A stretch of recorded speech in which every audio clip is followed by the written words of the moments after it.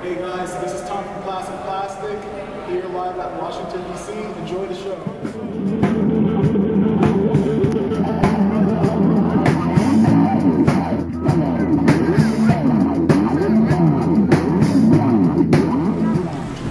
Hey guys, Tom from Klassic Plastik here, bringing you another review for an awesome game, Joan of Arc.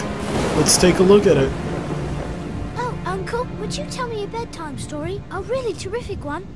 And a new one, please. No more of your tales about Father when he was still alive. I want a real adventure this time. Very well, Your Grace. I wonder if you have heard this story yet. A long time ago, there was a great clash known as the War of the Reapers. A foul and terrible fiend set his sights on the human realm and sent armies of demons led by grim, gruesome reapers to conquer it.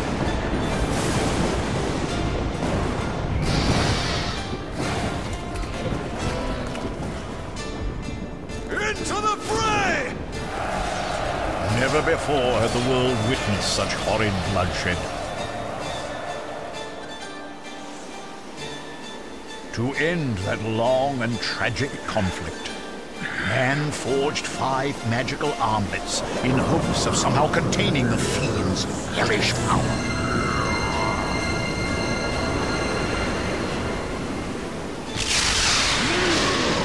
It was those armlets wielded by 5 brave heroes that finally vanquished the fiend and his Reaper lieutenants.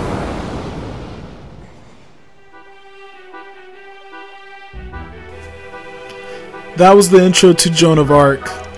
That was just the tip of the iceberg in terms of the story plot, and that's probably as much as we're gonna touch on the story itself. But to move along, Joan of Arc is a turn-based strategy RPG full of fun and challenging enemies as well as stage designs.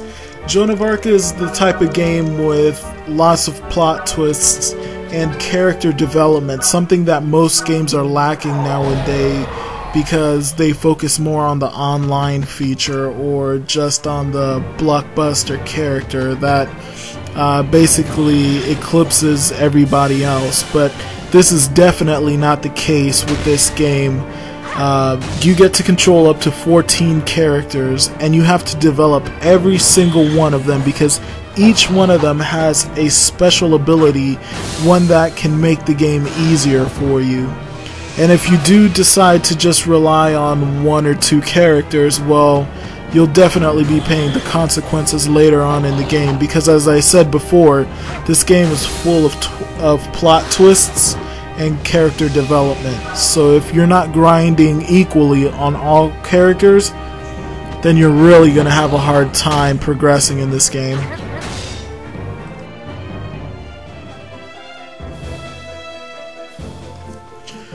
As every RPG, there is a level up system and a power up system, and we'll be taking a look at the shop. Here in the shop, you're welcome to buy any power-up, whether that be swords, shields, spells, special moves, magic power boosts, health. You could purchase anything in the magic shop, and as with most strategy RPGs, you have to know your character to pair them up with the best weapon and the best magic setup.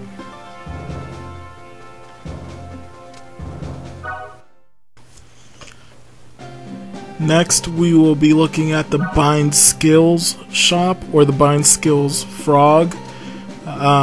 In this mode, you can actually combine moves, magic attacks, magic spells, power-ups for bigger and stronger power-ups. And once you mix moves up, it actually goes into the directory, and you can refer to that at any point in the game when you need to make a certain power-up.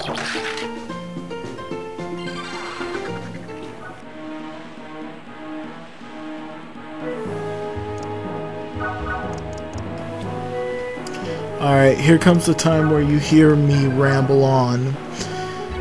Should you get Joan of Arc? Yes. If you don't have it yet, get in your car and go get it. This game is awesome. It cost about $6.49 and worth every single penny of it. I believe I spent 101 hours on this game, and I spent them all having fun. This game is so intriguing that it keeps you on the edge of your seat. And what makes this game so special is that it's on a portable console, so sometimes the edge of your seat isn't the couch. Sometimes the edge of your seat is at work when your boss isn't there. But we'll leave that for a different day. This game is artfully rendered. The sprites are bright and vibrant. Their characters have emotions and feelings, and they collide with each other. And sometimes they make rash decisions and they fight and bicker, but this is definitely the dynamic that any team has and that every team has. I mean, who doesn't have the jerk that wants to rush the gates and be the cowboy? And who doesn't have the person who's scared to even take a look around the corner? I mean, this is what makes a team, and this is what makes you love and hate characters, and this is definitely what Joan of Arc brings to the table. Every single character has his own attitude and emotions, and it's fun to see them clash and collide because you feel like you're a part of the crew, and that you're equally as scared and equally as excited to liberate France and see what's around the next corner. Joan of Arc is definitely a game I recommend. It's one of the best RPGs I've ever played. It's definitely one that's been overshadowed by the Ogre Tactics and the Final Fantasies, but this game inspires you to go out and take a look at the RPGs that aren't commercially successful or commercially popular, like the Jikandias and the half-minute heroes. This is definitely a game you want in your collection, and especially if you're a collector, if you could find a complete in box or a new in box copy of it, I would definitely recommend you get it, because this game is awesome and it's only gonna get more popularity with the people who are beating it and of course giving their testimony of it. Guys, I hope you enjoyed the review.